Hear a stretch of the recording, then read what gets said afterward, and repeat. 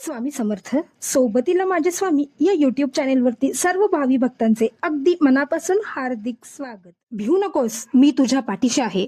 हे शब्द ज्यांच्या कानी पडतात त्यांचं अर्ध दुःख तिथेच निघून जातं. पण सर्व भावी भक्तांनो, या गोष्टीचा मात्र तुम्ही विचार करा.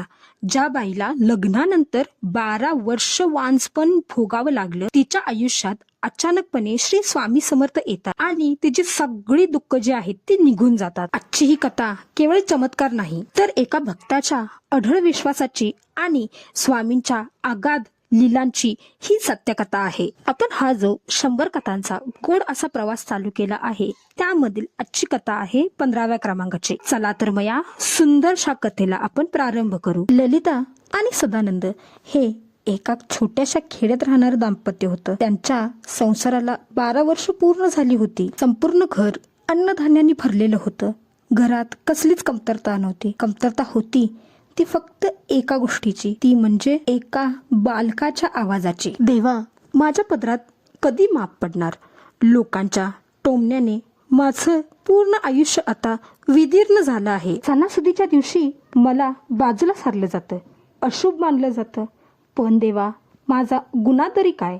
हे ललिता देवासमोर गाराने मांडतच असते. इतक्यातच एक शेजारीन येते आणि कुचक्या भावनेने तिला म्हणते, काय ग ललिता, अजून देवघरामध्येच बसली आहेस? देवाला ना आता साकडं घालणं तू बंदच कर. का सांगू का तुला मी? अगं, तुझ्या तर नशिबातच नाहीये, तर देव तरी त्यामध्ये काय करेल? तू ना आता एक काम कर, सदानंदाचं ना दुसरं लग्न लावून दे, नाहीतर बाई एखादं बाळ तरी दत्तक घे. हे असले शब्द नेहमीच ललिताच्या हृदयाच्या आर पार जाऊन तिला पूर्णपणे खचून द्यायचे. पण तिची एकच श्रद्धा होती, ती म्हणजे स्वामींवरील. एके दिवशी ललिताने ठरवलं, आता शेवटचा आधार ते म्हणजे अक्कलकोटचे श्री स्वामी समर्थ. ती अनवाणीच पोचली अक्कलकोटमध्ये. अक्कलकोटमध्ये पोचल्यानंतर तिला दिसले ते तेजोमय रूप. स्वामी समर्थ साक्षात वटवृक्षाच्या झाडाखाली बसले होते. स्वामी म्हणतात, अरे कोण आली आहे? का रडते आहेस? काय घेणार आहेस तू माझ्याकडून? जा इथून, जा तू. स्वामी नेहमी असं म्हणत असतात, कारण ते आपल्या भक्ताची परीक्षा घेत असतात. ललिता अजिबात घाबरत नाही. ती स्वामींच्या चरणांवरती मस्तक ठेवून ओक्साबोक्षी रडू लागते. स्वामी, मला दुसरं काही नको.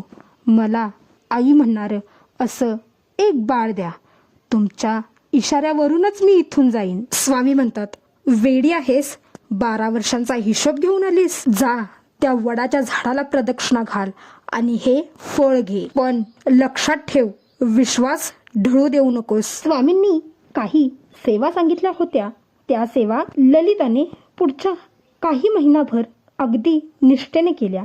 त्याच सेवा आज आपण सर्व भाविक भक्त अगदी मनापासून करतो. त्यातील काही सेवा म्हणजे ललिता दररोज ब्रह्ममुहूर्तावर उठून श्री स्वामी समर्थ महाराजांच्या नामाचा जप 21 माळ करायची. स्वामींच्या आज्ञेप्रमाणे तिने दर गुरुवारी वडाच्या झाडाला प्रदक्षिणा घातली. त्याचबरोबर वडाच्या झाडाखाली तिने तुपाचा दिवा देखील लावला. तिने दर गुरुवारी श्री स्वामी समर्थ महाराजांचा प्रसाद म्हणून गरीब लहान मुलांना पिठलं भाकरी वाटण्यास सुरुवात केली. रोज नित्य नियमितपणे तिने स्वामी चरित्र सारामृतचे वाचन केले. काही महिने गेले. ललिता अक्कलकोटहून परत आली.